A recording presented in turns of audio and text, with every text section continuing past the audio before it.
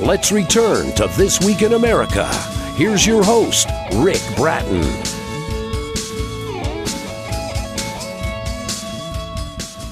Welcome back, everybody, coast to coast, This Week in America.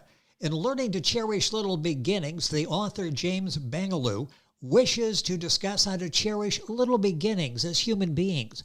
Little beginnings are the door openers to everything in life. Many people we see today who have made it big or have become famous all started little. Little beginnings involve a lot of trials and errors. You may not get a solution to what you intend doing. You may pick something to do, try several times, but all will prove unsuccessful. You may take many steps to arrive at that solution, but everything may appear to be unsuccessful. Well, James says if you try something and it doesn't work, well, you keep trying it. James was a teacher by profession for 19 years back in Ghana. He became a devoted Christian since the year 1992, began his ministry work in Grace Outreach Church. He combined his church ministry with his education, achieved his diploma in English language in the University of Cape Coast, 2003 through 2005. James and his family relocated to the United States in 2005, joining the International Charismatic Church in Grand Prairie, Texas. There he was appointed a shepherd. He was holding that title, pursuing his bachelor's degree in nursing in the year 2011, and unfortunately involved in a fatal, life-threatening car accident on his way from school that rendered him paralyzed. After his accident, James was unable to work nor continue his education. God gave him the gift of writing, and he since authored a number of books. To discuss his book, Learn to Cherish Little Beginnings by James Gbanaglo, it's his wife, Janet, on the program. Janet, welcome to the program. It's a pleasure to have you with us today. Thank you, sir.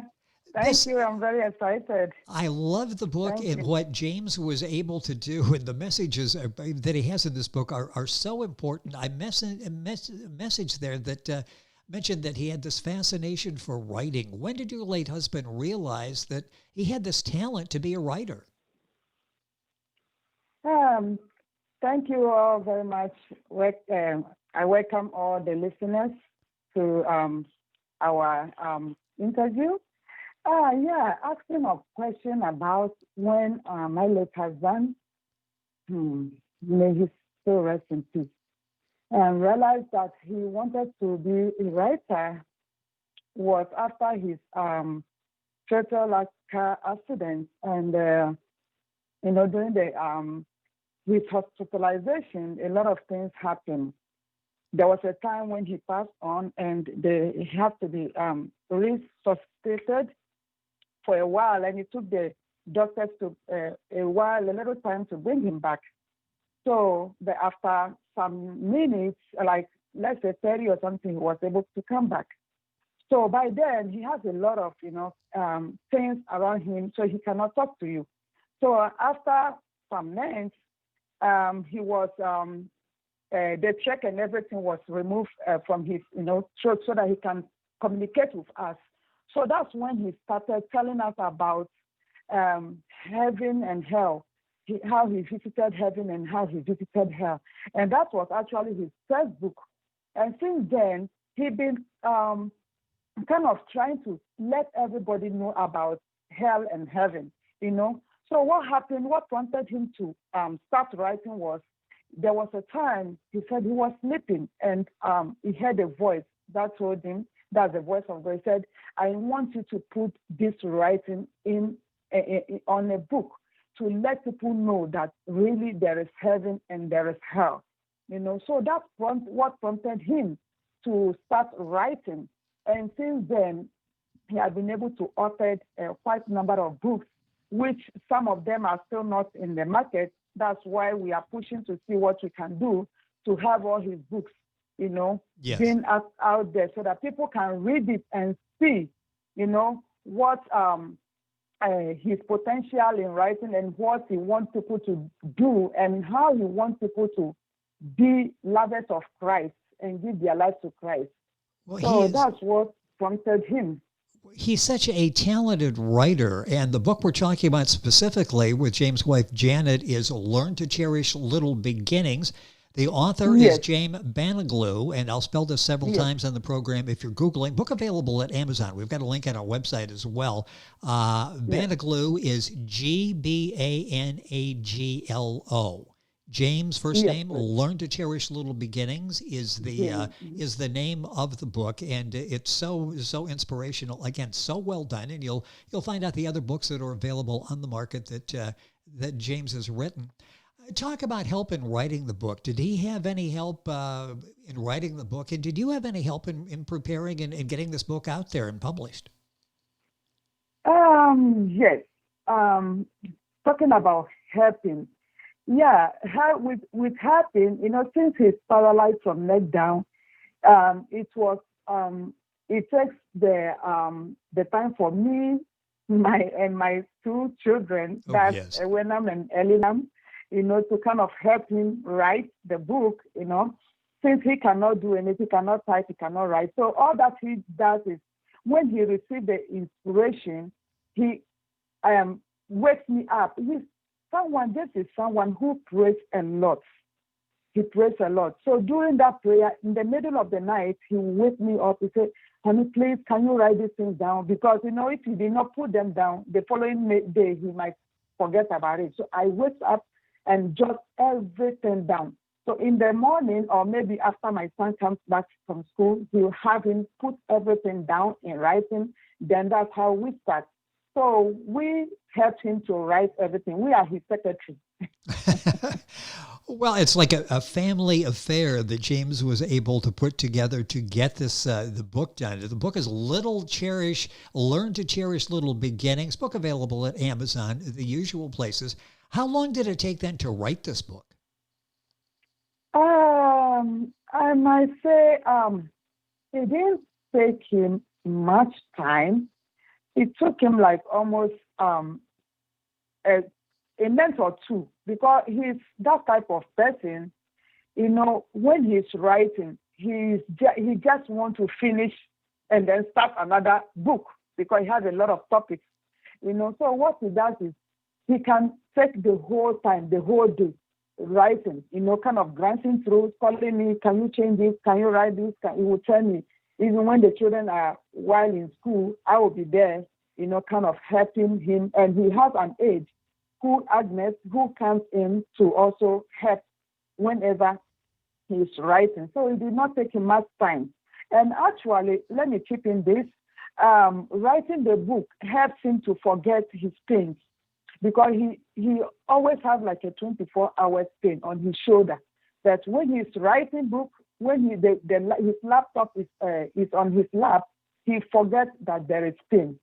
So that kind of pushes him to be able to finish up a book, like in a month or two. Yes. So yeah, he's very good at that. It's sort of a nice escape, isn't it, where he can just go and get in this world and and then develop his thoughts in the book form. The book Learn to Cherish Little Beginnings. The author is James Gbanaglo. That's Gbanaglo. His wife Janet is our guest on the program, talking about the book. Let's talk about a little bit about the writing style. How much time would James put into writing a book in a day? Is there a sort of a certain period that he would set aside time to write? Yes, as I said earlier on, it can take James a whole day. He doesn't have any specific time. The only time that maybe that laptop will be lifted from his lap is maybe when we are trying to turn him, or maybe we're trying to feed him. But without that, it takes him the whole day. He just wants to be on the lap, his computer, just glancing through, searching if there's any correction, if there's any mistake, he will tell you, he will point it out. Can you change this line? Can you do this? So with him, it takes him a whole day, and that's what comforts him. Janet, his wife, James' wife, is our guest on the program. Information on the book at Amazon. We'll have it on the website as well, Barnes & Noble, the usual places. Something that James touches upon, and I'd like to get your input on this. How does God answer prayers, and how does he decide to answer our prayers? Questions that all of us have. What are your thoughts? I may say, I know everybody and their opinion. I may say, someone may say, oh, God don't answer all prayer, or some may say, God answers all prayer. Yeah, hopefully I may say, God do answer all prayer. God, if God don't want to answer your prayer, then that means there is something at stake. Let's say, for instance, maybe you're praying for a car. You say, oh, God bless me with a car. And maybe at that time, you don't need that car. Maybe God wants you to get a job first, and you praying for a car. Maybe you will decide to say, okay, let me just let you, help you with a job, and then forgo the, the car. So does it mean that God doesn't answer prayer? God answers prayer. It doesn't mean because you are asking, we are requesting for a particular thing and it has not been done for you, then that means God doesn't answer prayer. God do answer all prayer. As soon as it's your turn, he will do it. He will answer it. Although at times the prayers may tarry. You can be praying for a whole year for something and it has not been answered. It doesn't mean God doesn't answer prayer. God will answer it at his own appointed time. We have to remember that God is all-knowing. God is God. Yes. He said at his own appointed time, he makes all things beautiful.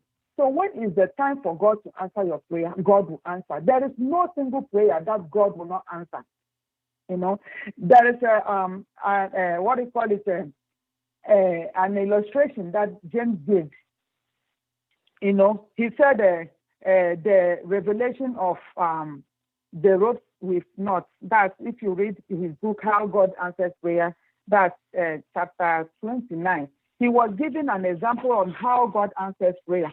And one thing he said was that he said, God has a rope. And while you are praying and people are assisting you to pray, God, your rope is being pulled. While you pray every day, it pulls, it goes closer to God. But one thing that happens is that, at times we become tired of praying. We say, oh, I've been praying for 1 year. I've been praying for 2 years for this same issue. And it's like God is not listening to me. It's like God is not answering my prayer. It's like God is not hearing me. No, then you stop praying. As soon as you stop the prayer, your rope stops right there. Oh, yes. You see? That once you persist in prayer and keep asking God and keep praying, you say, one thing that he told me was, he said, in that revelation, there was this lady who was praying for the family and the children or something. So while the lady kept praying, then all of a sudden, God just turned the back. He was sitting on his throne. He just turned. He said, who is this lady who has been disturbing me? That's how he answers his prayer. Then he said, can I get her file? And then her file was given to him. And that's how he said, yes, go. Your prayers have been answered. So it takes, perseverance. And we shouldn't give up when we are asking God for something. It's there something is no like prayer that will not be God. God will not answer. He answers all prayer. And secondly, let me chip in this. God decides not to answer our prayer when we are asking amiss, as the Bible said. When we are asking amiss, let me set an example of maybe a friend. These are two friends, and the other one maybe is somebody who is a cheerful giver. He gives.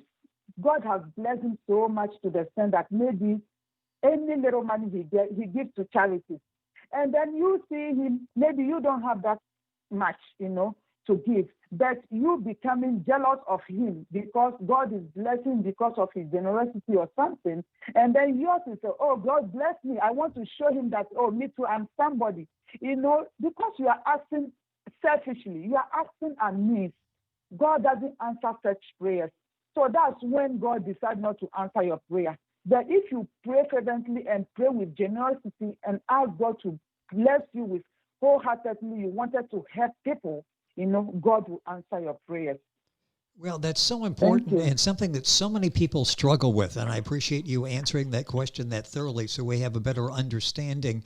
With us on the program is Janet Gbanaglo, and that's Gbanaglo, talking about books written by her husband, James, book specifically, Learn to Cherish Little Beginnings. You'll find that at Amazon, the usual places. Boy, time is going by so quickly here. I want to go back and talk about James and the writing process that he used. Did he ever become discouraged while writing the books? James is never discouraged. As I said earlier, writing is what gives James, makes him happy. Yes. Whenever you see James become kind of low or maybe kind of unhappy, that means his laptop is not on his lap. So I always make sure, anytime he asks for it, I make sure I give it to him. I put it on his laptop, even when he's not even asking me to change, correct something. He said, I just want to glance through. And you can see that happiness in his face yes. when he's on his, trying to kind of write. And you can see how eager he is, kind of thing. But where maybe you will see him kind of, because at times he will be a little quiet, then I'll ask him, oh, what's going on? Are you okay? He said, yeah, I'm okay, but I'm just looking at the book, and looking at this. I wonder why people cannot see what I'm seeing, why people cannot see that God is God and God is all-knowing. So people think there is no God, or there is no heaven, or there is no hell. So his prayers always is that he wishes that all men will come to the knowledge of knowing God and know him the more. So he never becomes discouraged. He's always happy because of his writing. Well, he spreads that message in his books, and boy, time is going by so quickly. I want to ask about the vision for writing the books. Where does this vision come from? Where do these ideas spring from? If you talking about his vision, let me chip in a little bit by saying this. In his family, there is nobody who is a writer. Okay? So if we talk about vision of writing here, I might say James did not even have a vision of writing. Okay? If you thought of teaching, in their family, they have a lot of teachers because, that's a family, profession. But his vision came after he had his, accident, and then after getting to know that heaven is real and hell is real, then anytime, as I told you earlier on that it's a prayer, he's a very, he's a warrior. He's in a prayer warrior group and this, and so he prays a lot. And he always starts from his prayer from 12, he can pray up to 3 a.m., from 12 to 3 a.m. So that's when he gets his vision from. All his books are all, inspirational books, because they are a vision God gave to him. And every topic that James writes on is from God. So his vision comes direct from God, you see. So yes. That's how he became a writer. God speaks with him a lot. Despite everything, God is with him. He's touched so many people with his messages. When you read his writing, when you read his books, do you learn something as well? Yes, I learned a lot of things. Let me tell you about this story. Do you know why he got, how he got this topic, learn to cherish little beginning? When he got his accident, and after everything, after this long stay in the hospital, he was finally discharged home. So when he was finally discharged home, I have to quit my job to kind of stay home because it's two people, I have to help the aide to take care of him. Then it's like, I'm in a hurry. I want God to do something quick for me. I want God to do something quick. Yes, exactly. So anytime I'm helping him, I always tell him, just can you lift up your hand? At times it's very hard for him to lift because of the pain on his shoulders. So I'm kind of a little bit down, because you know what I mean. I want God to, it's like I'm pushing the hand of God to kind of hurriedly heal, bring the healing process. Then always, and I keep doing that. Then one day he looked at my face. Then this topic just came. He looked at me and he told me, Janet, learn to cherish little beginning. I was like, what? Learn to cherish little beginning. Wow, this is a very wide topic. Then that helped me because, if God is going to do something, he starts little. So I now start appreciating even for him to lift his hand a little bit, is a good thing. So he told me, learn to cherish little beginning. When you learn to cherish little beginning, you get the greater thing. God gives you more. Then when you don't cherish the little one you have, do you want God to give you more? No. You have to appreciate God, no matter how little it is. And I said, thank you. You have really... So, in fact, I really learned something from the book. Well, and just from the title, Learn to Cherish Little Beginnings, you learn something from the title. One of the quotes in the book, start enjoying the little things and the time will come when you will begin to enjoy the bigger blessings. And the book bigger blessings. Yes. Yeah. The book is full of wisdom like that from James. I got about a minute left in the program. Sort of wrap it up here. Give us what you hope a reader takes away from reading this book, why you're so excited to get James' work out there to impact people in a positive way. Yeah. I mean, please, can you come again with the question?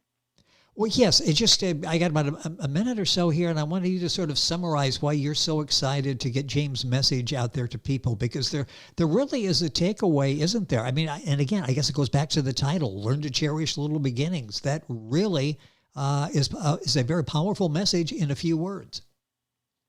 Yeah, James has a lot of legacy to pass on, and I don't want his legacy to kind of go down. Because we have a whole lot of things that we want people to kind of know. Like, let's take example of employers. Some employers do hire employees, and the way they treat them, if you read his book, you will get all those things. The way they treat them is not good at all. As an employer, you have to know how to relate to your employees, to make them happy. Yes. To kind of, appraise them with a lot of things. When they do something good, try to get something, even if it's a little raise, it kind of uplifts their spirit.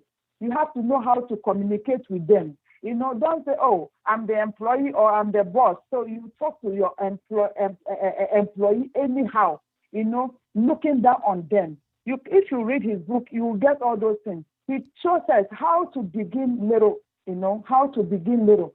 No matter what, don't undermine little beginnings.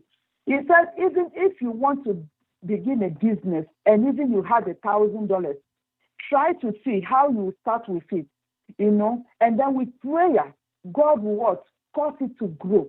That I can see that at times a lot of people undermine little beginning. They want to start big. Yes, there is no wrong in starting big. That at times when you start big, you will not know how to control it. And yes, since you don't know how to control it, by the time you realize everything crumbles, it goes down. But when you start little, you know how to manage it. You know how to, even the place for you to start your whatever store or whatever company, the market, the people, you put all these things together and then you start.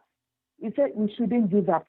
Well, even when you start and it did not end well, don't say, oh, I started and I did not do well. No. And then because of that, you stop.